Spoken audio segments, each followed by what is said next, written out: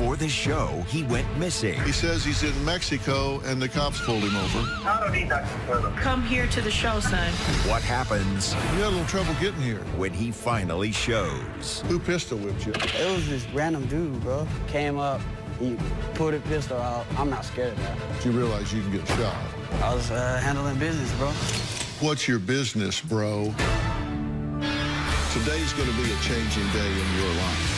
You've never had anybody working harder to bring you to the threshold of change than right now.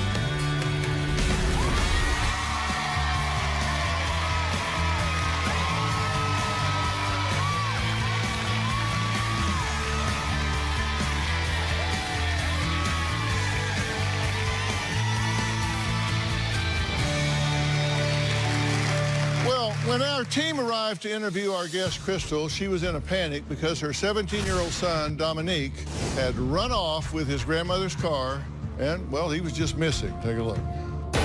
I don't want the whole world seeing my child and the hurt, you know, and the things that are going on with my child. I'm not one of those people who likes to have a lot of attention. All the things I've ever done in my life, I've always done them under wraps. Most people don't even know that I have a doctorate. Most people don't know that I have a sober living home. He's my baby, but I don't know what to do when I can't find him. And it's been going on 6 hours now, and I can't find him, and I can't force him to come home. Well, Dominic kept my crew waiting all day. He told producers on 16 different occasions that he would be back soon after taking his grandmother Carla's car to get a haircut. Well, his family scoured the streets of his hometown to track down this young man. He was supposed to go and get his hair cut. He left about 8:40, and he was supposed to be back before you got here. I let him use my car. Just concerned that something more has happened. You know, he was robbed just a couple days ago. I don't know what's going on. I've called him at least 20 times. I've texted him at least 10 times. I've driven to barbershops in the neighborhood trying to find my mom's car, and I haven't received anything, no response. So at this point, I'm just worried. So no sign of him yet? No sign of him yet. Doggone it. He doesn't have any problem at all with just wasting people's time. It's almost 3 o'clock, and he's still not here. Now we put the car stolen. I'm coming home right now. I'm trying to get your window fixed. You need to relax. But you keep saying that, but you haven't... No, he didn't hang up on me. It's been 5 hours of text messages, calls. I don't know where he's at. I'm exhausted. I'm frustrated. I'm defeated.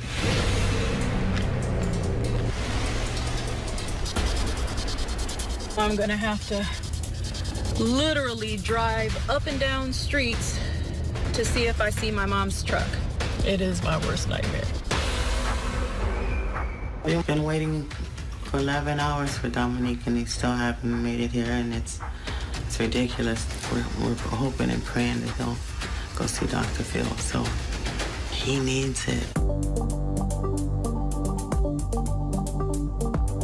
I woke up at 4:30 this morning just to check on my guests and see if they were able to make their flight, but Dominique was still missing. He had not come home. This is the second day in a row that Dominique has been ghosting us. We're parked outside of Dominique's grandparents' house. I'm gonna actually text him right now and see if he's still gonna get here at 7 p.m. How long are you willing to wait before you do call the police? I'd give him till later on tonight. Hopefully he'll be home, like he said, so he can get on the plane and get going. Michael told me that if Dominique does not come back to their house tonight, he's calling the police and reporting the car stolen.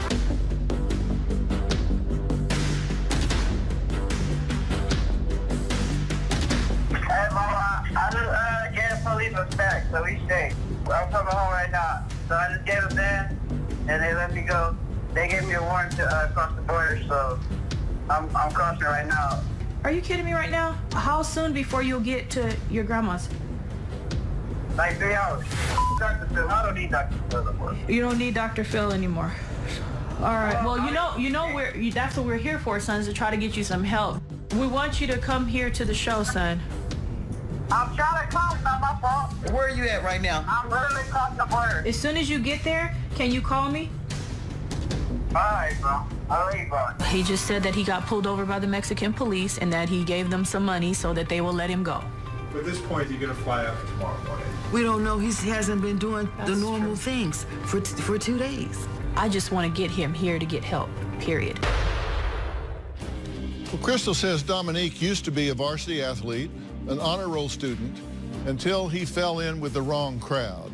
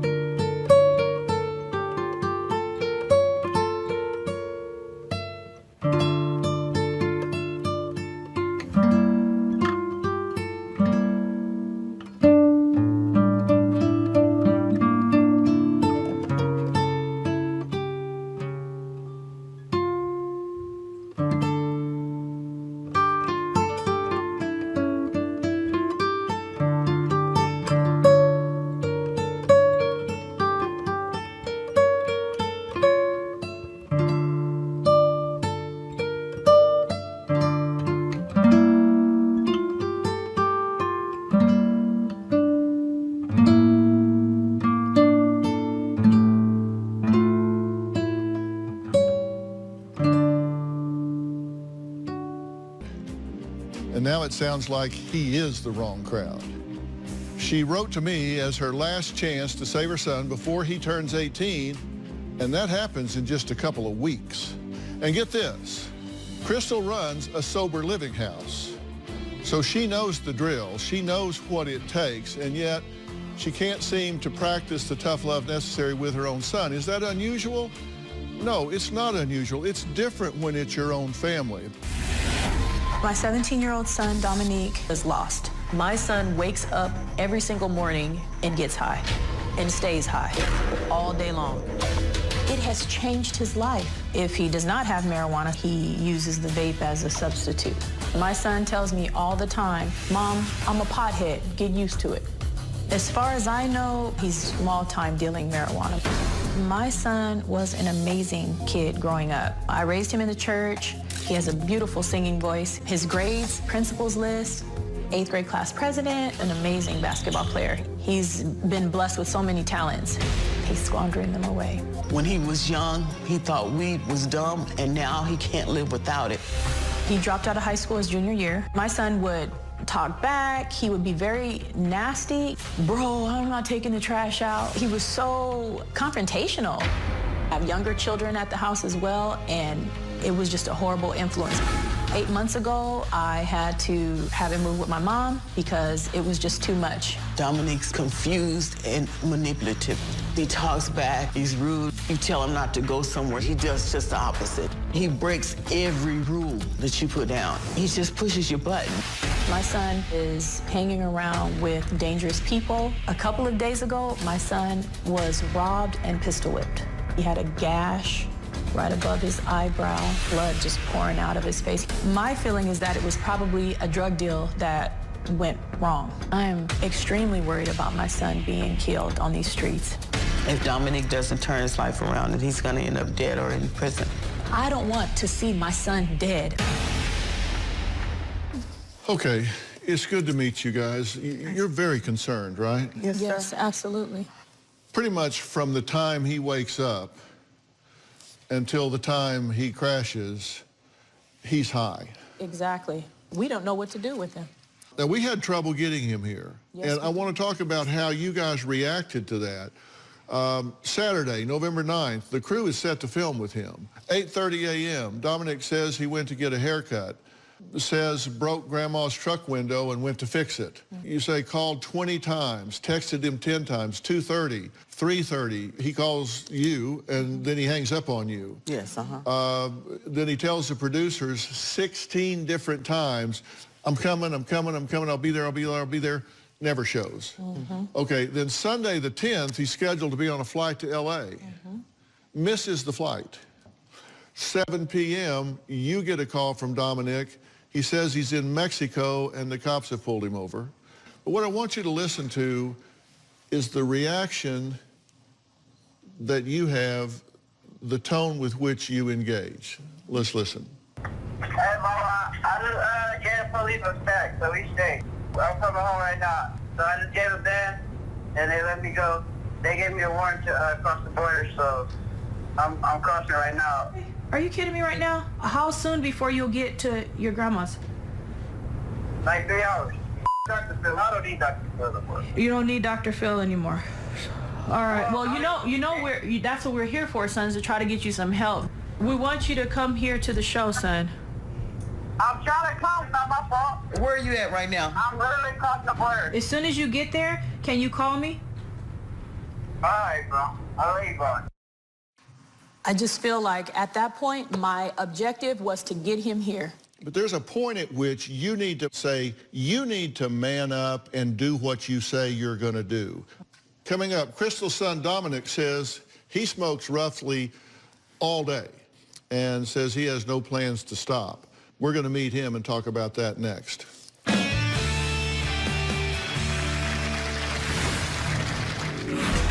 Whenever I'm feeling bad, just roll up a blunt.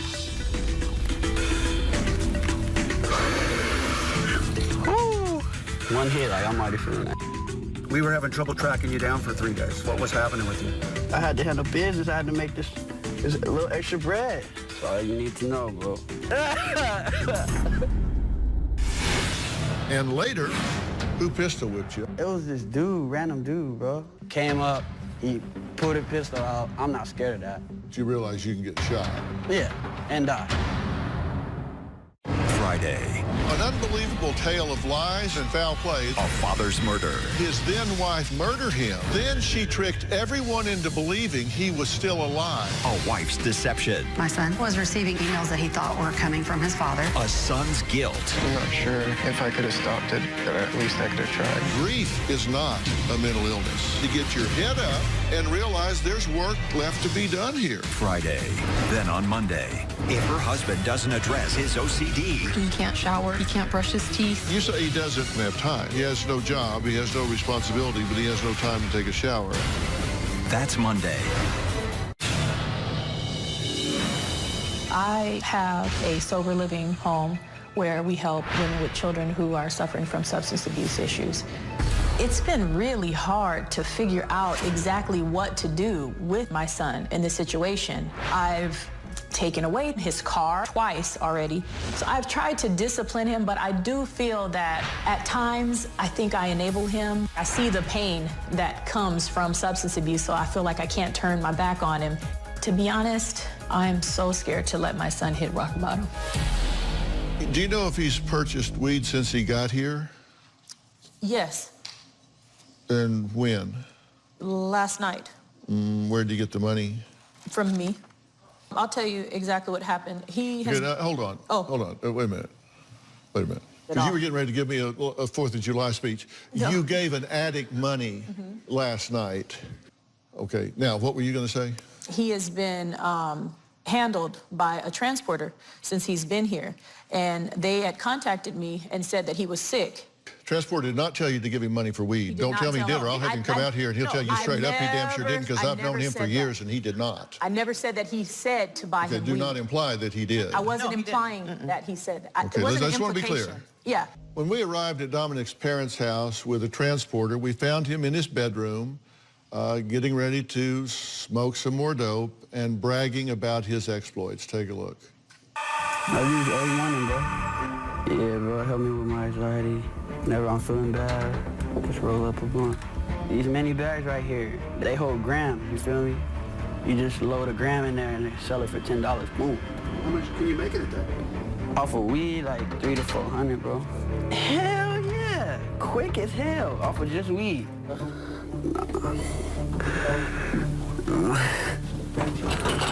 I'm just getting the matches out the car. I'm smoking in the car like a... Whose car is that? It's my grandma's shit. She doesn't mind. And she picked me up and I'll be blowing in the car.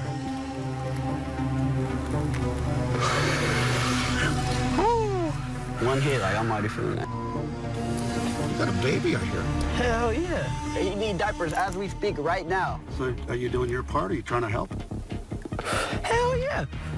I'm trying, bro. We were having trouble tracking you down for 3 days. What was happening with you? Y'all just caught me on a bad weekend. One of the most busiest weekends, the most important weekends. I had to handle business. I had to make this little extra bread. That's all you need to know, bro. Pistol with me, bro. If I had my gun, I would have just aired the whole out, but I have my gun. Dr. Phil need to talk to my grandma about letting me smoke in the garage. I want Dr. Phil to change their views on marijuana, how it's used, the effects, the benefits, everything, bro. So basically what I got is this pill, bro. And I got a lot of these, bro. All right? And, you know, I'm gonna just take it out the bag. The Mexicans got it for me, bro. They got me about 1,000 of these, bro. You hear me? Bro, I got stopped by 2 border patrols, bro.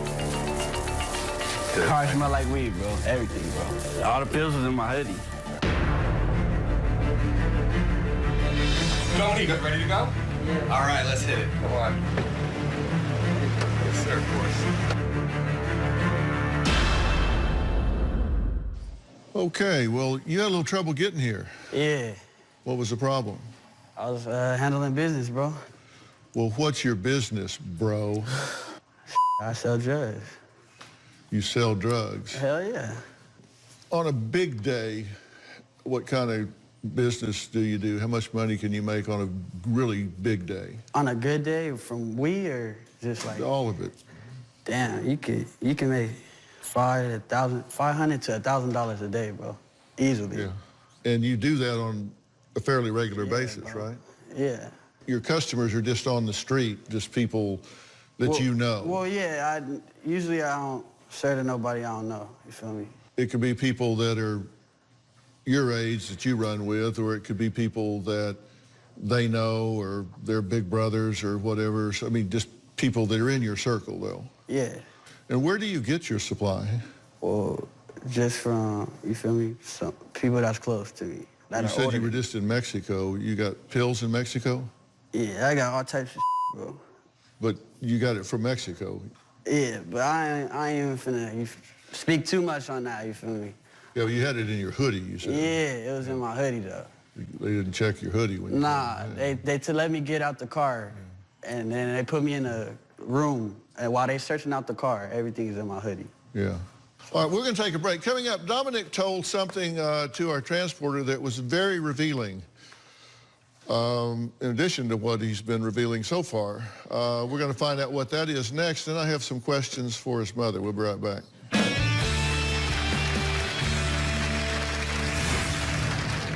When I was younger, bro, I used to be under my cover shaking, just anxious, bro. Like, just naturally. Did something happen to you? There was a lot of things that happened. Did you tell anybody about it? I told them, but I won't tell them who it was.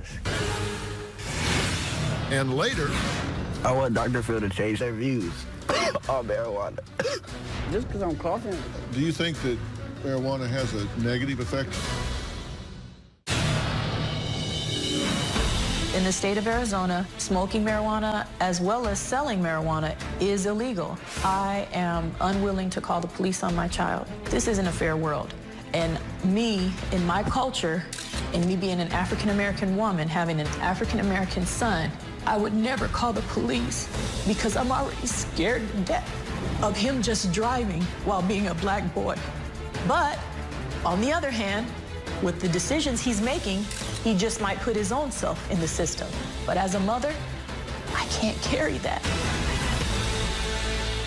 Who pistol whipped you? I don't mean names or anything. Just, was it somebody you're doing business with, or? It was this dude, random dude, bro. The dude comes up to me and he asks me, do you have an 8? So that's when, after that, I said yes. He talking about, come over here to my sister's car, you feel me? She parked right here, da-da-da-da-da. She got the money, whatever. Walk to the car, nobody saying nothing. I'm just standing there with my backpack on. A dude was creeping from the side, you feel me? Came up, he pulled a pistol out. I'm not scared of that. He talking about some give me everything, all that. I slapped the gun, then pistol in my eye. They started trying to jump me, took the bag. Police came. You weren't afraid of the gun? Yeah, I'm not scared of no gun. You know they kill you, right? Yeah. I done used them before. But I'm saying, like, I'm not scared of them at all, bro. Yeah. But you realize you can get shot? Yeah, and die. Yeah. And die. And why doesn't that bother you? You're not finna feel nothing no more, bro. You probably don't feel much now, do you? You stay high all the time. Yeah, and then when I'm high, I don't really feel nothing. Why do you think you smoke marijuana so much? It helps me with my anxiety and depression. And when I was younger, bro, I used to be under my cover shaking, bro, for no reason, not knowing why I'm shaking, feeling weird feeling. I used to tell my mom, my stomach hurts, my stomach hurts. She used to sit up here and get hella overwhelmed for no reason because she don't know what's wrong with me. You know that when I was younger. Yeah, she used to say, my stomach, my insides hurt. Like, I used to, like, describe, like, my insides hurting. You feel me? All inside. And I used to be shaking, just like right now. If you can see my hands are shaking. But it's because I have really bad anxiety, like, in real life. What were you anxious and depressed about when you were growing up? Just anxious, bro. Like, just naturally. Did something happen to you? Yeah, and I done been through a lot of stuff, too, when I was younger. My parents argued hella, and there was a lot of things that happened, like, that I seen when I was younger with my parents, them being a young relationship. So them fighting in front of you? Hell yeah. Mm-hmm. Did you ever get caught up in the middle of it? Hell yeah. A lot. Did they ever get aggressive with you? I mean, I used to get in trouble a lot, and they used to get aggressive with me a lot. Physically? So, yeah. Whoopings, all that, bro. Yeah. I'm sorry that happened. Yeah. That's too bad. I don't care, bro. I hate that for you. No, they used to just whoop me. I don't care. Yeah. And was there anything else that happened in your childhood that made you feel bad? Yeah, bro. Like what? Actually, it's a... But I was touched when I was younger, bro. By? An older person. Did you tell anybody about it? I told them, but I won't tell them who it was. You mentioned it. He never told me who it was. You never told me who it was. Yeah. And what'd you do when he told you? I tried to talk to him. I tried to get him counseling. I took him to get therapy. Yeah, counseling don't work for me. He doesn't. Weed is my counseling, bro. Marijuana doesn't have a negative effect on school. So what grade are you in? I'm a junior, but I don't go to school.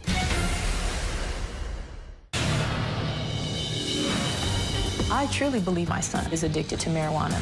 And every time I say that, most people say, you can't get addicted to marijuana. But that is not true.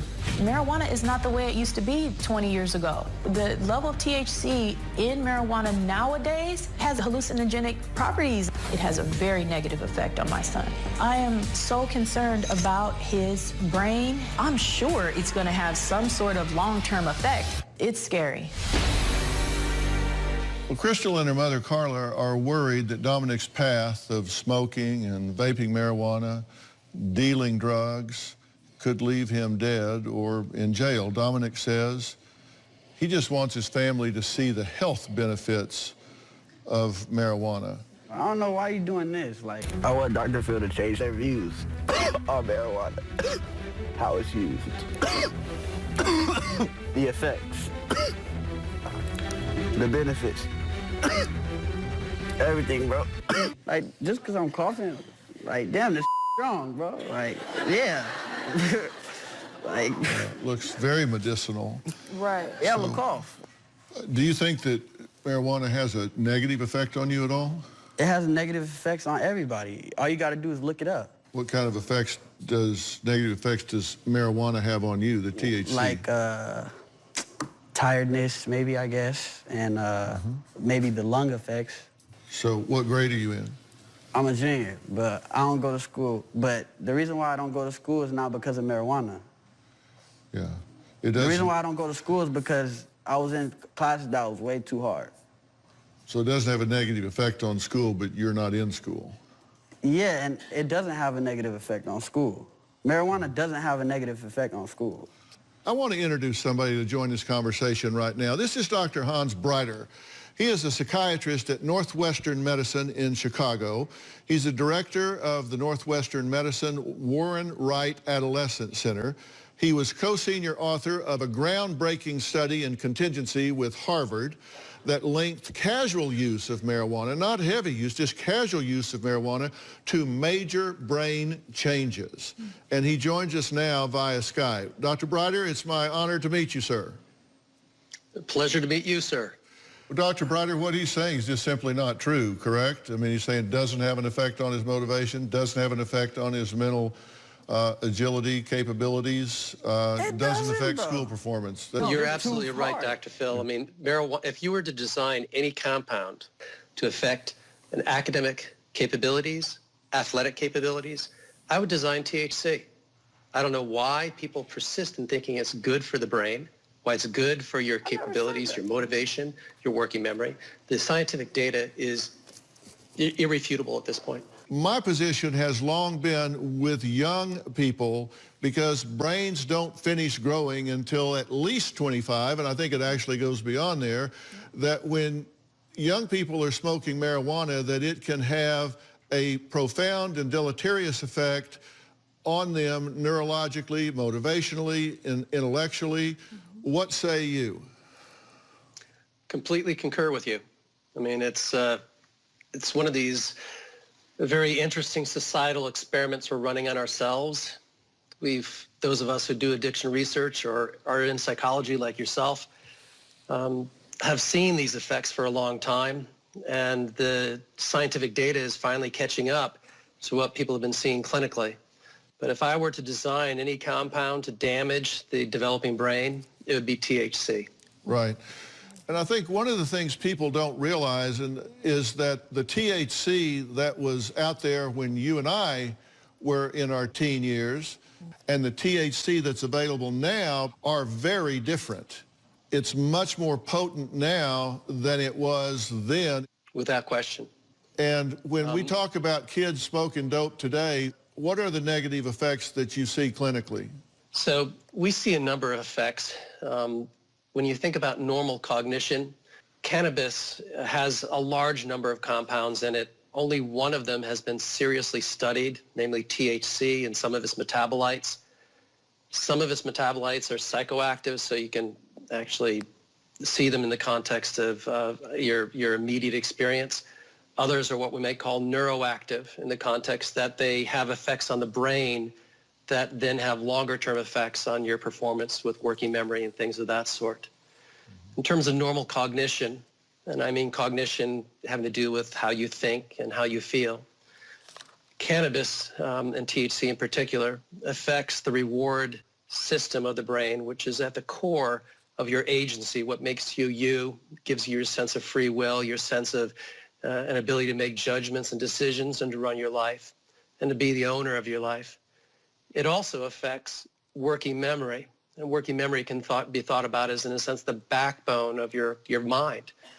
Working memory allows us to speak like we're doing now. Working memory allows us to think and make logical decisions, to plan into the future, to think about what we're going to do the next day, to think about our societal obligations and our familiar interactions. As it turns out, longitudinal studies where people looked at how working memory and IQ worked, and there was about an 8-point decrease in IQ in at least one study. Cannabis is not a good compound in the developing brain. We see increased suicidality. There was a 7-fold increase in suicidality, actual suicide attempts. We see an increase in psychosis. We see an increase in anxiety, increase in depression. People claim it's helpful for PTSD, but again, another Veterans Administration study showed that there's an increase in PTSD symptoms when you actually use cannabis.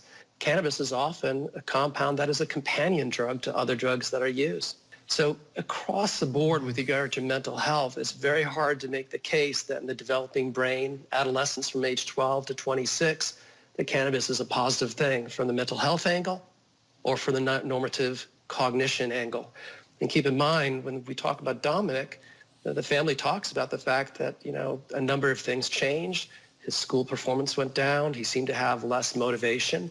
When we talk about school performance going down, this is a direct effect of working memory. When we talk about motivation, this is a direct effect of agency and affecting the reward system.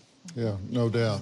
All right, we're going to take a break. When we come back, a young woman wants to warn Dominic about how vaping landed her in the ICU, and then I've got some hard questions for Mom here.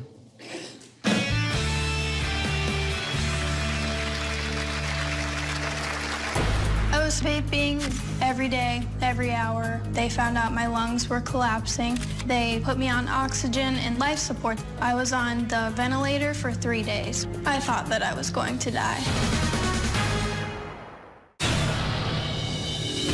We're going to begin with America's vaping crisis. The number of lung injuries and deaths related to the use of e-cigarettes is on the rise locally and nationally.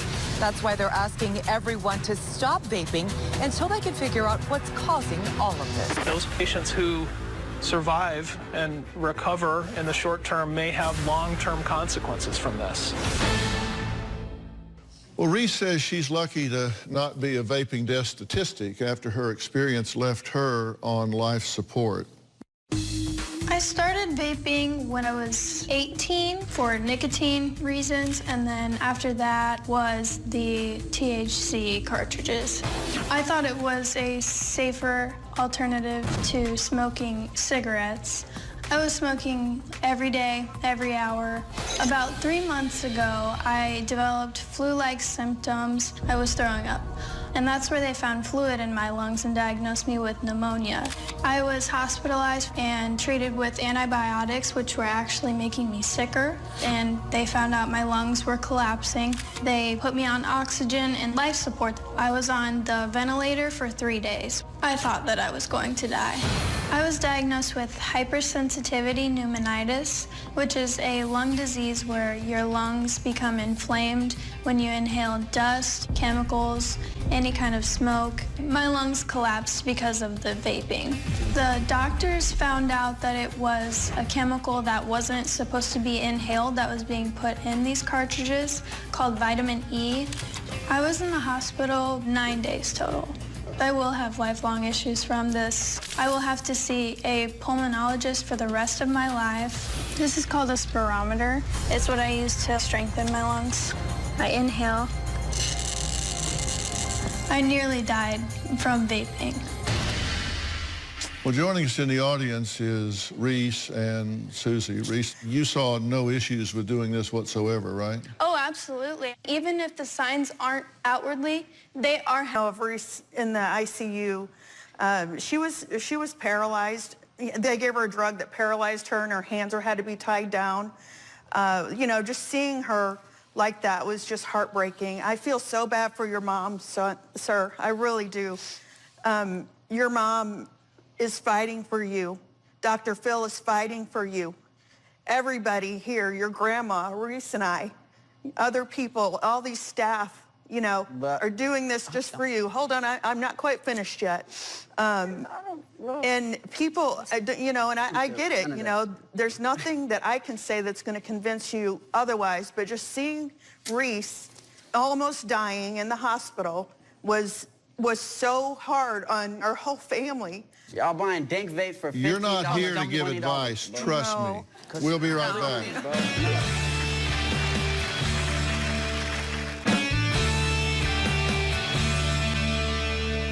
Well, I'm back with Crystal and her son Dominic. Carla, grandmother, is here. Reese, thank you so much for this cautionary tale. Susie, I'm sorry you had to see what you did when she was in that situation. I have a question for you. It's really one question.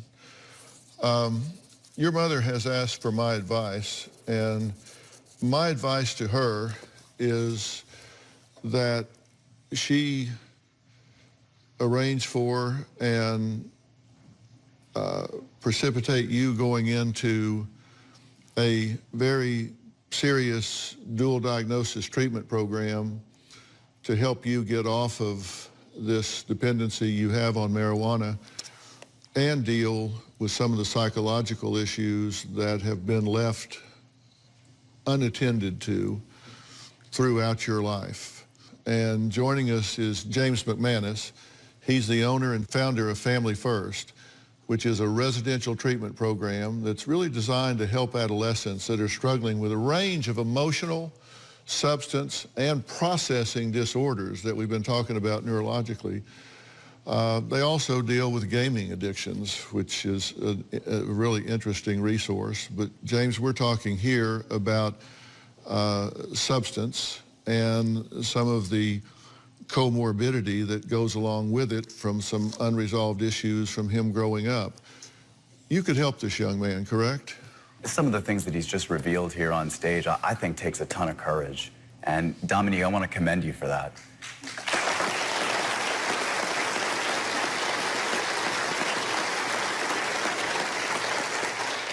I think you're a brave young guy to even come out here.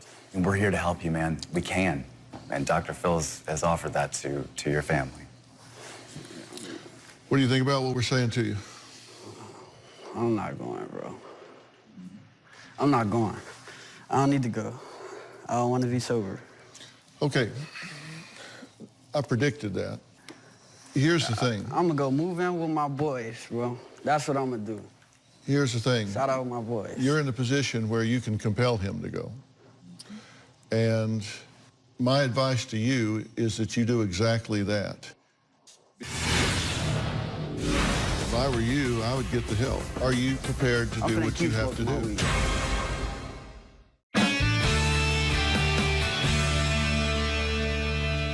You can compel him to do this. And if he still resists that and doesn't want to do it, then I would tell you that it's time to let him go to jail. Because I have on videotape, he has admitted to international drug trafficking, drug dealing, drug using, driving under the influence, carrying drugs and gun across state lines and international borders. He's also dealing drugs to minors, which he's confessed to on tape, and I was very careful to ask him all of those questions. And he was very cooperative in confessing to 8 or 9 felonies here. If I were you, I would get the help. And if you don't get the help, then it's time for him to be accountable, and you know that. Are you prepared to do what you have to do? This is the moment. This is the threshold. And this is what we're here for. So thank you. And yes, thank you so much. All right. Well, Michael, I'm going to let you and James and this family go backstage, and you guys can talk back there. Thank you.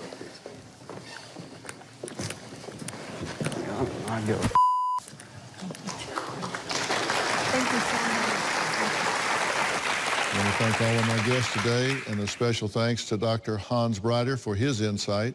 Marijuana is not just marijuana, as you have heard from one of the leading researchers in the country. Also, thanks to James McManus and Family First for offering these important resources, and thanks to Mike Montreal and Safe Interventions for transporting Dominic if the mother has the courage to make that happen. We'll see you next time.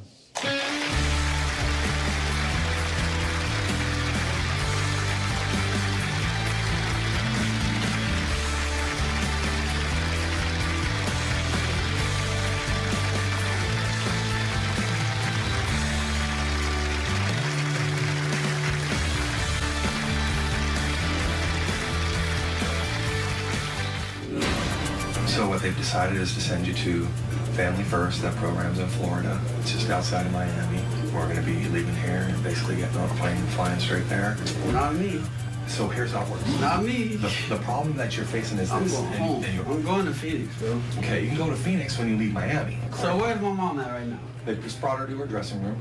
Whenever my mom goes, wherever she goes, to go somewhere. We have temporary legal custody and authority right now. So I'm not worried, bro, because I'm going to just make one call, bro, and I'm going to be free. And then I'm going to leave. Fair enough. So come on, let's go.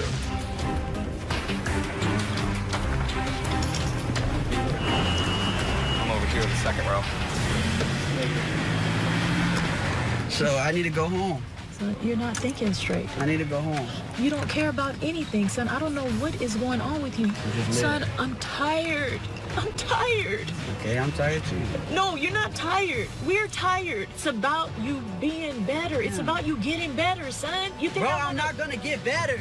I'm gonna do the same. That's what I keep trying to get through your head, but you're not listening to it. So I should just not talk. Maybe that'll help you. I'm your mother, and you know what? I'm gonna do whatever I can to try to help you.